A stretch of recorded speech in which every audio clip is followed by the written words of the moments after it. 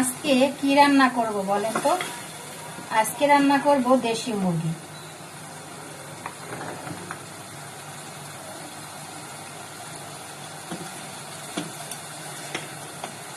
আজকে দেশি মুরগি ভুনা করব। দেশি মুরগি রান্না করার জন্য আমি এখানে পেঁয়াজটা হালকা ভেজে নিচ্ছি। এটার সাথে দিয়েছি দারচিনি, এলাচ আর তেজপাতা। আর শাহি গুঁড়ো মশলাটা দিব, এজন্য বাড়তি কোনো মশলা দেইনি। এখন যে যে মশলা লাগে সব মশলাই দিয়ে দিব।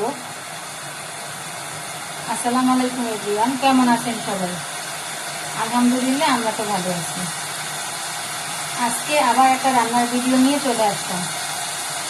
আজকে কি রান্না করব বলেন তো? আজকে রান্না করব দেশি মুরগির ভুনা।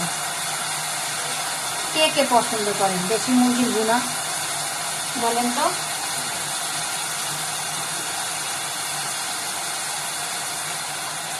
আমার তো খুবই পছন্দ। দেশি মুরগি বলেন, গরুর মাংস বলেন, এই দুটো জিনিস আমার খুবই পছন্দ। তবে হাঁসের মাংস তেমন একটা বেশি পছন্দ না। এই তো মাংসটা রান্না করার জন্য সব একে একে সব মশলা দিয়ে দিব। আদা রসুন পেস্ট দিলাম, পেঁয়াজটা হালকা ভেজে নিলাম। আর গরম মশলা তো ফার্স্টেই দিয়ে দিছি। এরপর যা লাগবে গুঁড়ো মশলা থাকবে। গুঁড়ো মশলার ভিতরে দিব মরিচের গুঁড়া,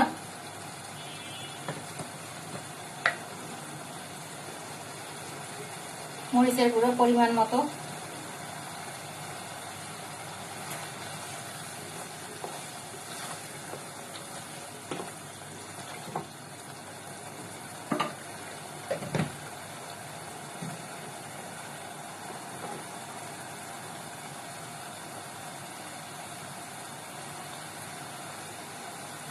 এরপর যেটা দিব হলুদের গুঁড়া,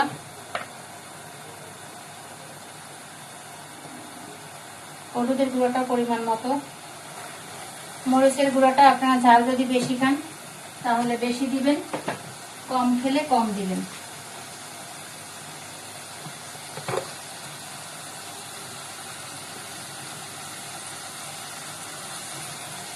এখন যেটা দিব ধনিয়ার গুঁড়া।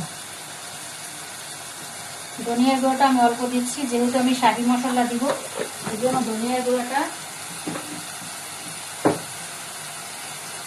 আমি অল্প পরিমাণে দিব, বেশি দিব না।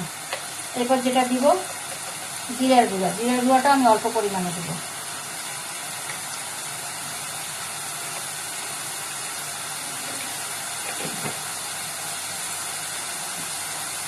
তারপরে যেটা দিব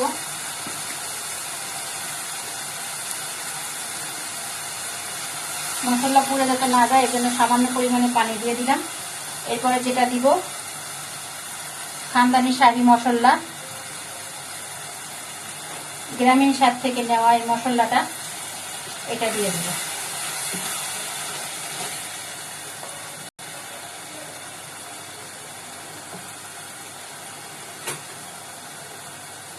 এটা একবারে সামান্য পরিমাণে দিতে হবে, বেশি দেওয়া যাবে না।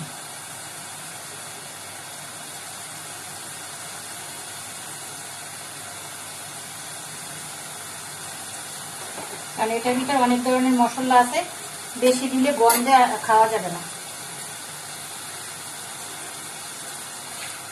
মশলা কষানোর জন্য সামান্য পরিমাণে পানি দিয়ে দিলাম।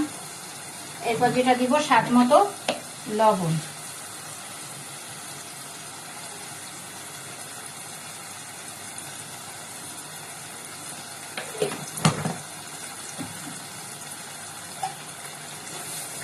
এরপরে মশলাটা কষিয়ে নেব।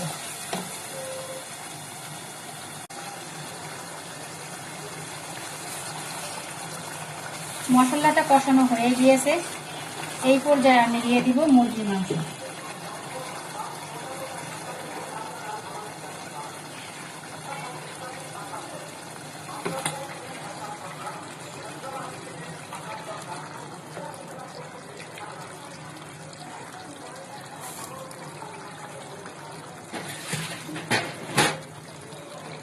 মুরগির মাংস দিয়ে আমি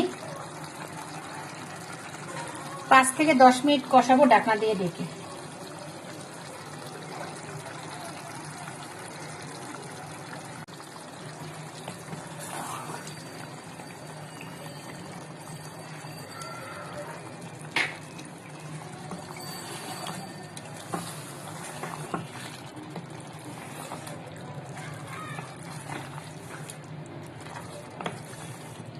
এখন এই পর্যায়ে 5 থেকে 10 মিনিট ঢাকনাতে ঢেকে কষিয়ে নিব।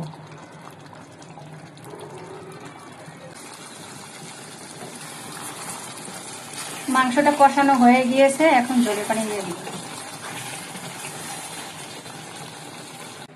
ঝোলের পানি দিয়ে দিলাম। এখন ঢাকনা দিয়ে ঢেকে 10 মিনিট রান্না করলেই হয়ে যাবে। মুরগির মাংসের ভুনা বলেন, কষা বলেন, যেটাই বলেন না কেন।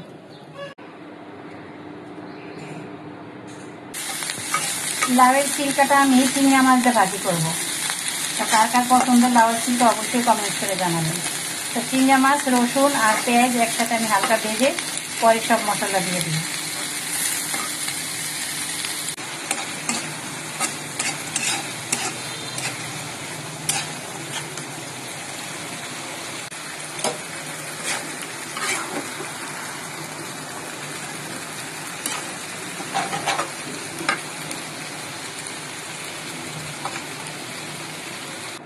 মশলাটা কষিয়ে লাউয়ের ছিলকাটা দিয়ে দিলাম।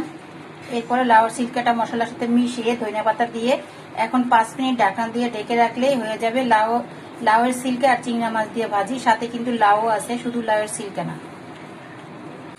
ফাইনালি লাউয়ের ছিলকা ভাজিটা হয়েই গেল। কার কার লাউয়ের ছিলকা ভাজি পছন্দ অবশ্যই কমেন্টস করে জানাবেন। আর আপুর ভিডিও যদি ভালো লাগে তাহলে বেশি বেশি করে শেয়ার করে দিবেন। আপনি দেখবেন, অন্যদেরকে দেখার সুযোগ করে দিবেন।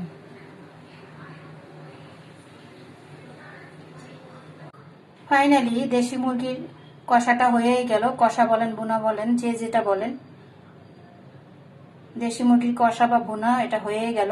তা কার কার পছন্দ দেশি মুরগি অবশ্যই কমেন্টস করে জানাবেন। আর আপুর ভিডিও যদি ভালো লাগে তাহলে বেশি বেশি করে শেয়ার করে দিবেন। আপনি দেখবেন, অন্যদেরকে দেখার সুযোগ করে দিবেন। তাহলে আজকের ভিডিওটা এখানেই শেষ করবো। সবাই ভালো থাকবেন। আল্লাহ হাফেজ।